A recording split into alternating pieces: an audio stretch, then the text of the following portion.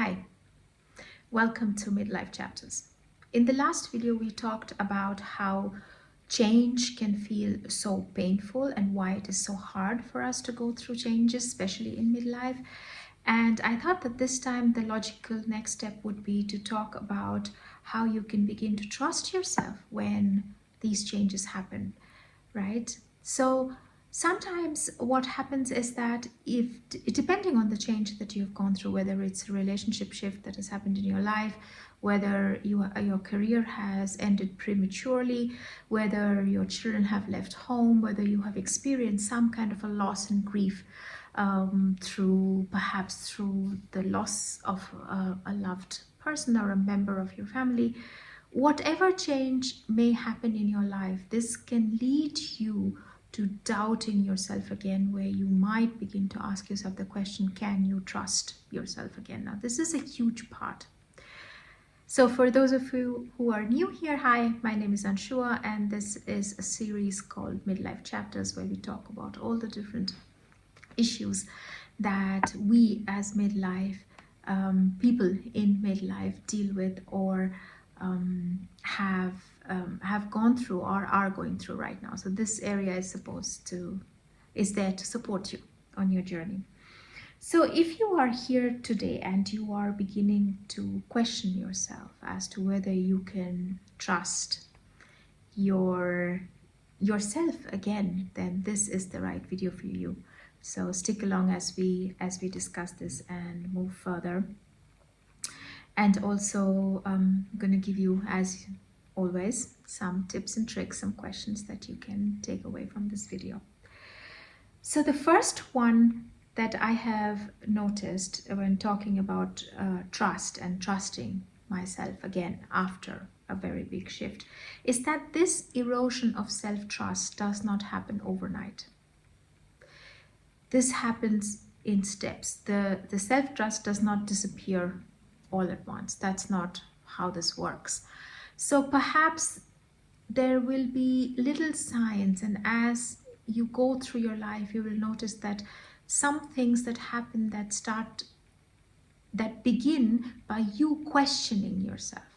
So, and most of the time these are external, because we as human beings, we are kind of wired for external validation. There's nothing wrong in asking for validation from outside. It's just, this space is just for us to become aware of it, right? So you will notice that perhaps something small that triggers a certain kind of a doubt within you that comes from outside, and that in turn leads you to question yourself or the decisions that you make. And therefore this erosion of self-trust happens over a longer period of time. Now that is something that we should be aware of. The second thing is that trusting yourself isn't about hitting the right answer, isn't about certainty. It is about honesty. So more often than not, we are asking for always a very quick fix. What do I mean by that?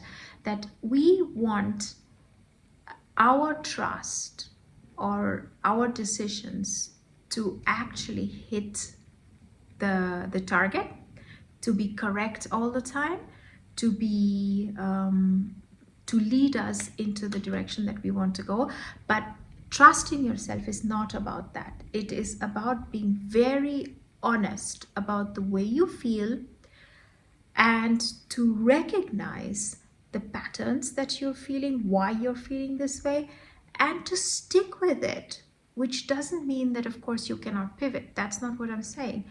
But instead of always pushing yourself to believing that every decision that you're going to take is going to be the right one, why not give yourself the grace by saying that trusting myself doesn't mean that this is always going to be the right thing to do, or is always going to lead me to the result, or it has to be the only and the one road to get me to my goal. But to say, this is just an opportunity for me to be honest, to be authentic with myself, to really go within and ask myself the question, is this what I'm feeling right now, and is this okay for me now? Without thinking about whether this is going to be the ultimate answer. That puts a lot of pressure. So remember, number one is that the erosion of self-trust happens over a longer period of time. And secondly, that this isn't about certainty. This is about honesty. And now we come to the practical part of how you can slowly rebuild the trust within you. So number one is trying to notice even the slightest sign of no that happens within you.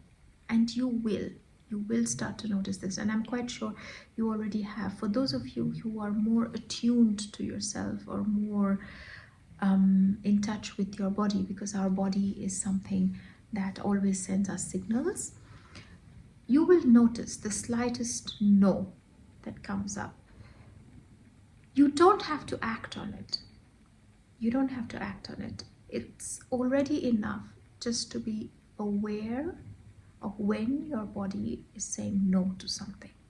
Even if it's the slightest no, notice that feeling. Don't rush past it. This is important. It's very important not to rush that, because that is how you start to rebuild with tiny little steps to rebuild the trust that you can trust yourself. Okay, so notice that small no. That tiny whisper is something that is guiding you back into alignment. Whether it's the right thing, whether it's the wrong thing, we don't know. But we can begin by listening to it. The second thing that you can do is to keep tiny promises to yourself. So it doesn't have to be anything big, right? So you can maybe promise yourself that I am going to take a walk in nature every day for 10 minutes, if this is not something that you're doing. Keep that. Keep that little trust that you have with yourself.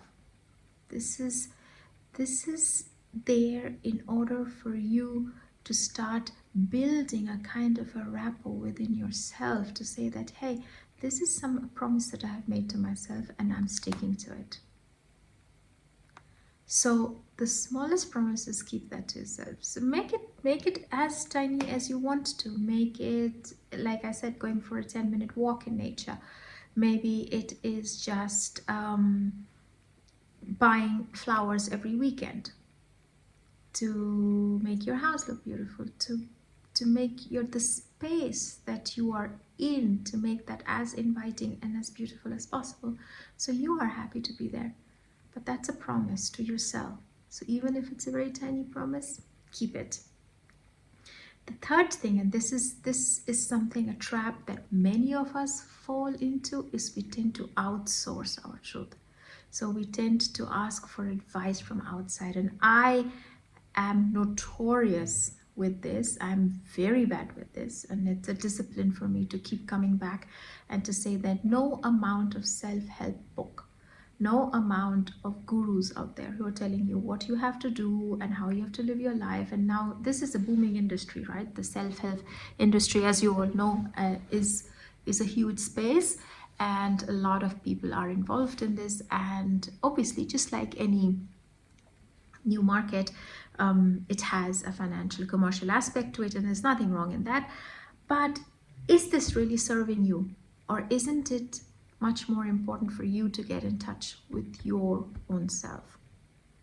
So instead of outsourcing for advice, how about you tune back in? Instead of looking outwards, you look inwards. And if there are doubts, notice that as well. It's not always easy from the beginning. If you haven't been in touch with yourself or your intuition, or you haven't trusted yourself, and you're always asking other people how something should be done, or asking people for advice, it's completely natural and normal that you are not going to feel comfortable doing that at first. But like I said, take small steps, very small things. Check in with yourself first. before outsourcing it. So let's recap the 3 small little steps that that you can take. So first of all, listen to the smallest no. So listen to what your body is telling you. Secondly, keep the tiny promises to yourself, right? Whatever you promise to yourself, keep it and follow it very diligently. And the third one is stop asking for outside validation or outside advice, but instead turn the eye inward and to see how do you feel about it. And all of these things can feel odd if you haven't done these before, but trust me, these are 3 very simple steps that you can use in order to regain self-trust. So I hope that this has helped, and I look forward to seeing you for our next conversation in Midlife Chapters. And as always, please like, subscribe, comment, and share this with people you think who might benefit from these conversations. I always love to hear from you, and I hope to see you next time. Until then, remember, your next chapter starts now. See you then.